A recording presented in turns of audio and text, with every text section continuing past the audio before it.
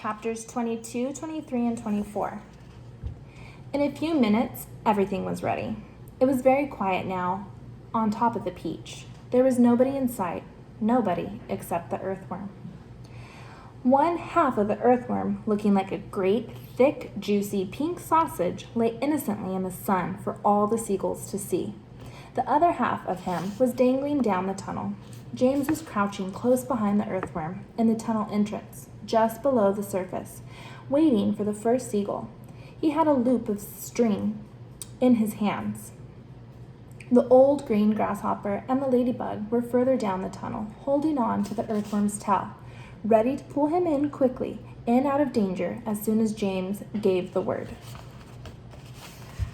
So they are using earthworm as bait to get seagulls closer down to the peach. James is going to use this silk string, loop the seagulls, and if there's enough seagulls that they are able to loop around with silk, then the peach will come out of the water, because what's down in the water? Sharks.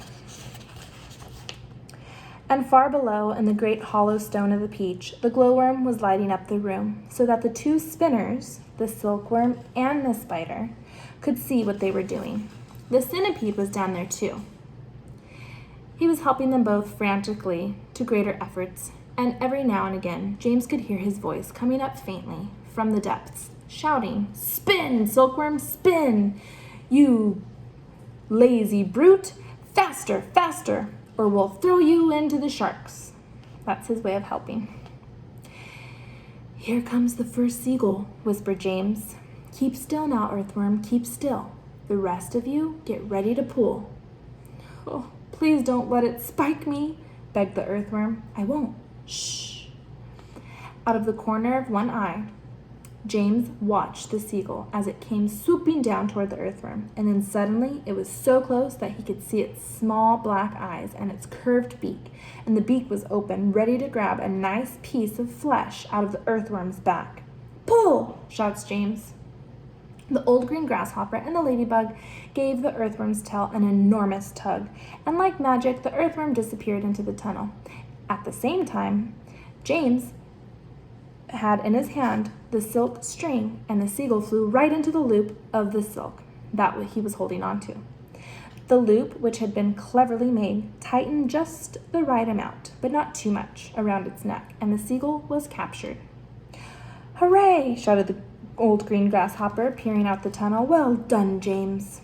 Up flew the seagull with James, paying out the silk string as it went. So he's letting the seagull fly up into the air while it's still attached to the silk string. "Next one," he shouted, jumping back into the tunnel. "Up you get again, earthworm.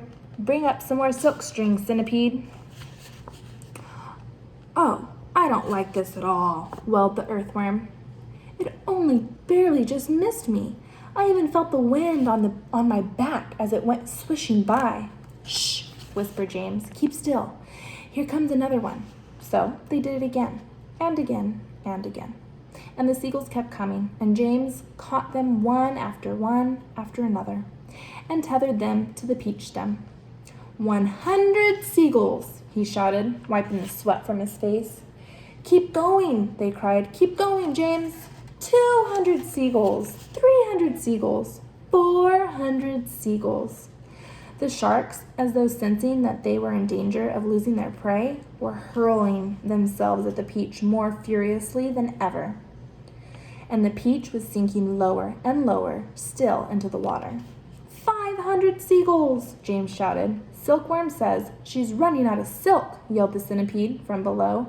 "She says she can't keep it up much longer, nor can Miss Spider." "Tell them they've got to," James answered. "They can't stop now."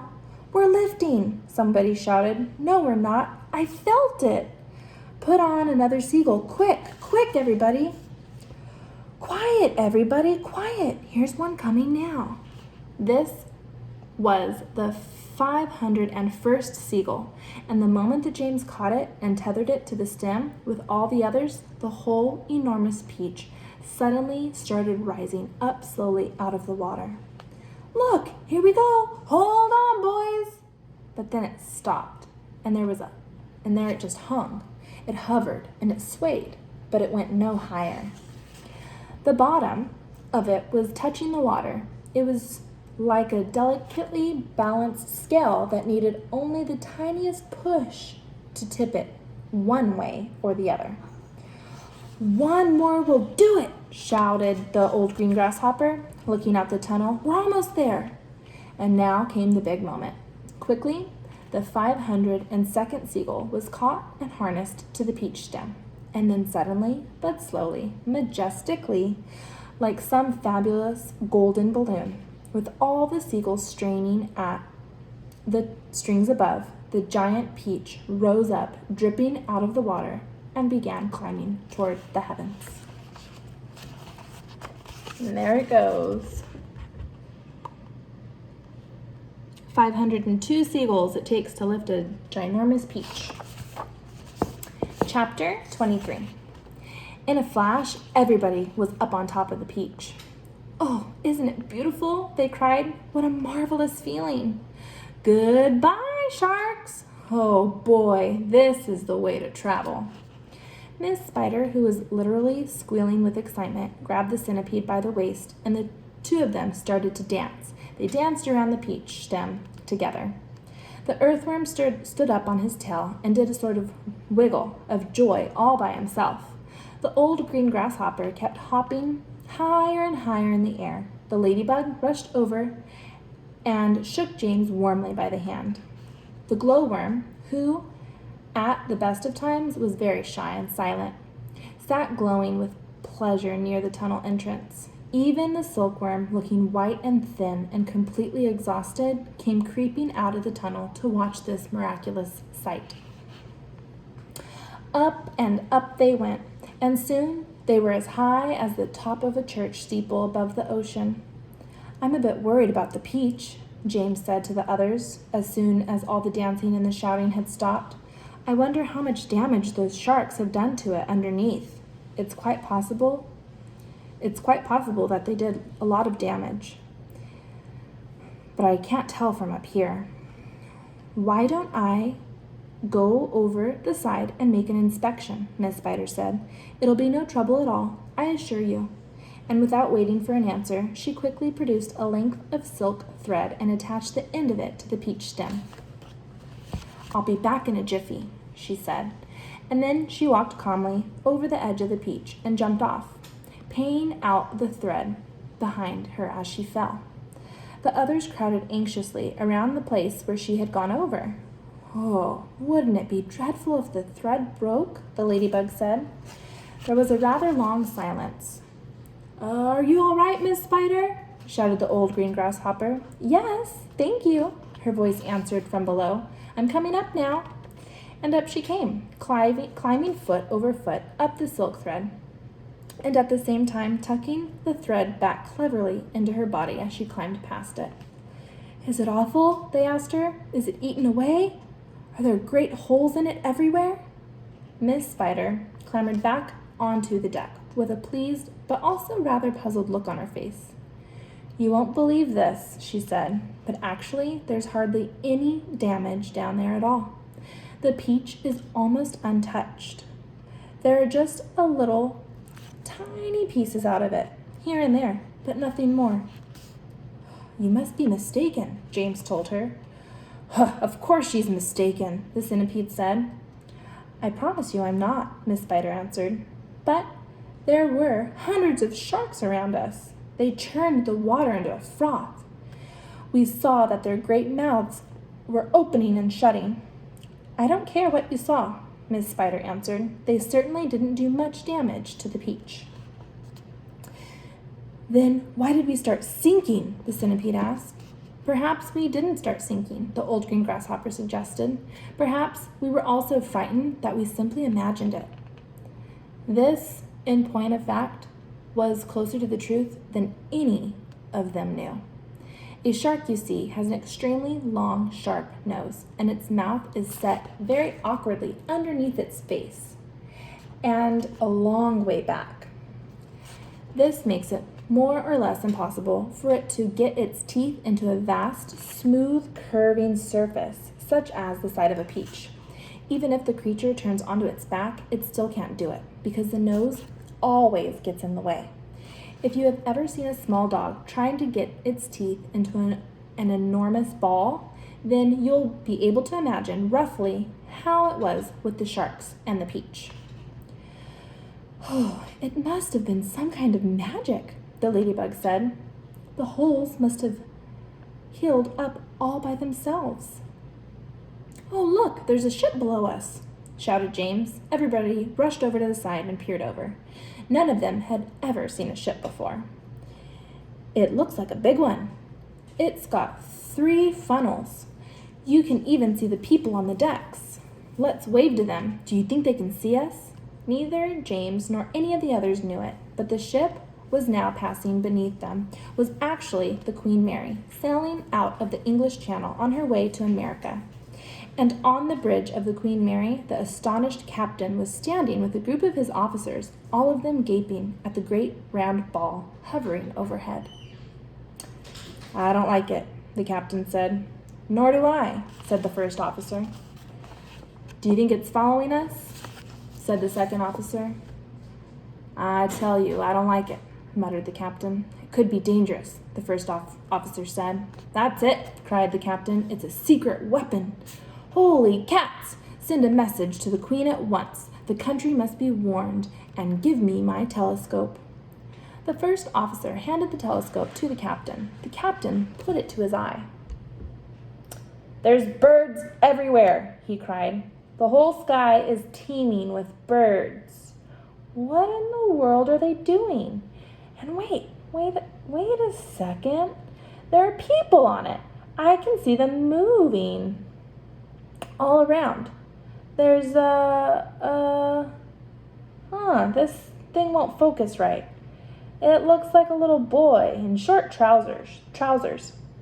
Yes, I can distinctly see a little boy in short trousers standing up there, and there's a sort of giant ladybug? Now, just a minute, Captain, the first officer said. Oh, and a colossal green grasshopper. Captain, the first officer said sharply. Captain, please. Oh, and a mammoth spider.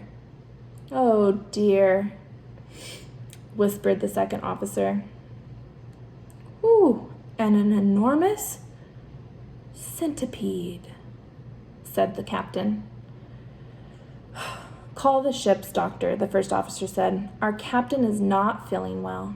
A moment later, the great round ball disappeared into a cloud, and the people on the ship never saw it again.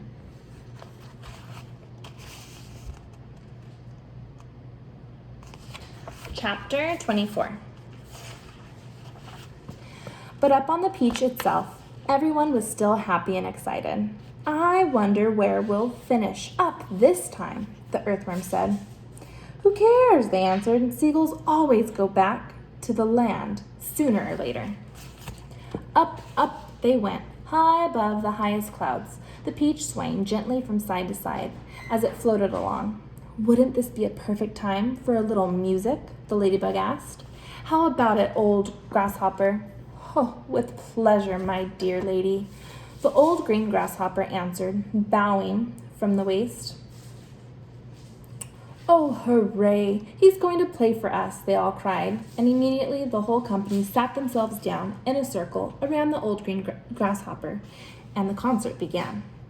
From the moment that the first note was struck, the audience became completely spellbound, and as for James, never had he heard such beautiful music as he was hearing. In the garden at home on summer evenings, he had listened many times to the sound of grasshoppers chirping in the grass, and he always liked the noise that it made. But this was a different kind of noise altogether. This was real music, chords, harmonies, tunes, and all the rest of it. And what a wonderful instrument the old green grasshopper was playing on. It was a violin. It was almost exactly as though he were playing upon a violin. The bow of the violin, the part that moved, was his back leg.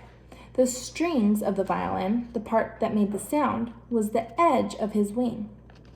He was using only the top of his back leg, the thigh, and he was stroking this up and down against the edge of his wing with incredible skill. Sometimes slowly, sometimes fast, but always with the same easy flowing action. It was precisely the way a clever violinist would have used his bow, and the music came pouring out and filled the whole blue sky around them with magic melodies. When the first part was finished, everybody clapped madly, and Miss Spider stood up and shouted, "Bravo! Encore! Give us some more!" "Did you like that, James?" the old green grasshopper asked, smiling at the small boy. "Oh, I loved it," James answered. "It was beautiful. It was as though you had a real violin in your hands." "A real violin?" the old green grasshopper cried. "Good heavens! I like that. My dear boy, I am a real violin. It is part of my own body." "But do all grasshoppers play their music on violins the same way as you do?" James asked. "No," he answered, "not all. If you want to know, I happen to be a short-horned grasshopper. I have 2 short feelers coming out of my head. Can you see them? There they are. They are quite short, aren't they? That's why they call me a shorthorn. And we shorthorns are the only ones who play our music in violin style using a bow. My long-horned relatives, the ones who have long, curvy feelers coming out of their heads, make their music simply by rubbing the edges of their 2 top wings together. They are not violinists. They are wing rubbers. And a rather inferior noise these wing rubbers produce, too, if I do say so myself. It sounds more like a banjo than a fiddle." "Oh, how fascinating this all is," cried James.